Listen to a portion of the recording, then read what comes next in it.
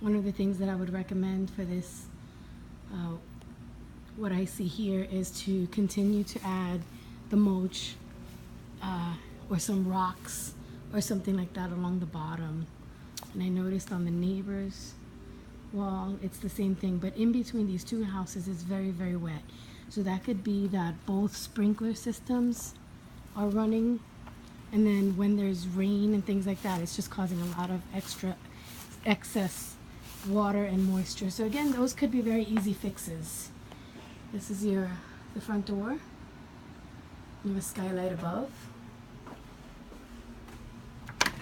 And as we enter the home here, this is your view of it's a very large, formal living room and dining room combination up front. So this is a very nice setup. So again, where the light is hanging shows you where the dining could be.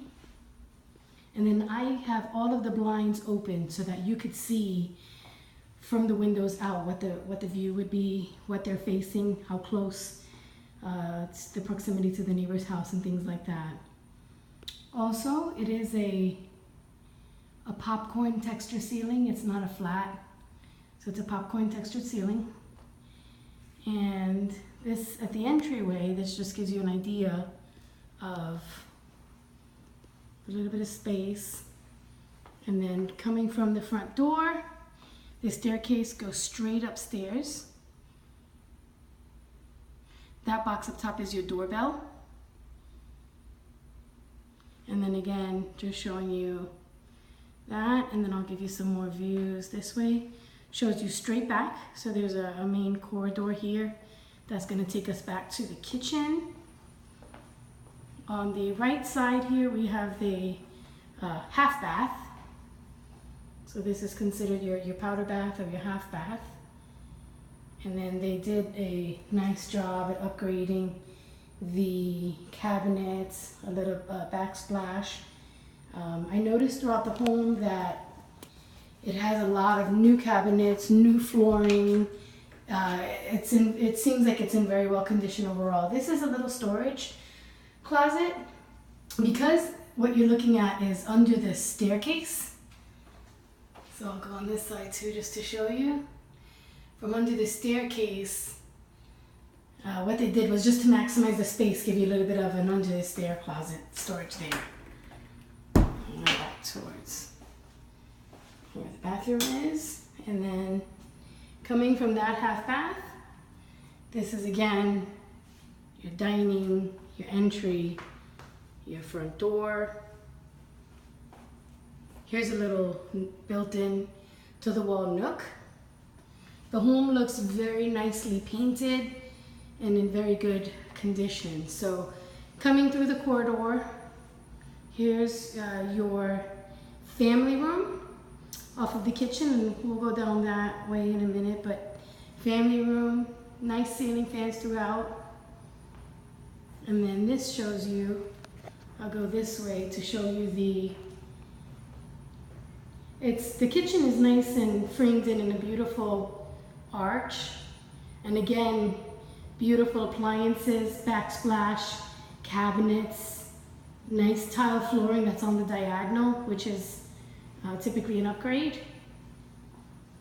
I would imagine that the kitchen looks newer. It does not look like the original kitchen, so that was probably, cabinets changed out.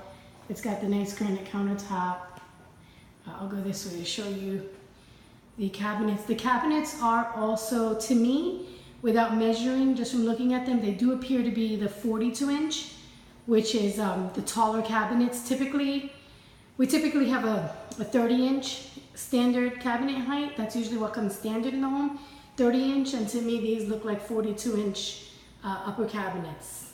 So again, nice cabinets, nice handles on all the cabinets. The appliances look very new. And then from the kitchen, you've got your window looking out to the backyard, your double slider doors with your covered lanai. And this is your kitchen pantry. So I will open this up just to show you the space that you have. It kind of, it's two sides. So it goes like to an L. shape, and then very high up. So if you wanted to add, you know, more shelving up above, you certainly have plenty of room to do that if this wasn't enough shelving, and it goes all the way down to the floor. So I'll step back and show you the pantry, which is on a catty corner off of the kitchen. So now I'll close the door and show you what the full view of the kitchen again is. So there's your pantry off of the refrigerator. I've got the blinds open so that you can see looking out from the kitchen window above the sink, and then your other window here, and then we'll go back out into the backyard, which also has a good size covered lanai. This area here, the lanai, is something that could be screened in, or you may have some plans down the road to add like a swimming pool, and maybe you want to do a screen structure from the lanai over the whole pool. You definitely have plenty of room and choices for that. So this is where I was before, showing you that water damage on the bottom of the house. And again, I don't think that it would be something, you know, major. Definitely something to pay attention at an inspection. And then, like I said, usually people will take the lawn a little bit back, add some rocks or gravel, definitely find out the direction of the sprinkler heads, maybe lower the watering in between, and then there's some other things that you could do as well to reduce the amount of water that's coming in between the houses there. And it is fenced completely around. The fence does look to be in good working order. Again, here's the lanai, and then I'll go back out into the yard and show you the view from that way. So if I was facing the house, gives you a good idea of how the size of the lanai. It's a pretty good size. You definitely can, you know, if you were to want to screen it in or not, you definitely can fit a nice table and some seating there.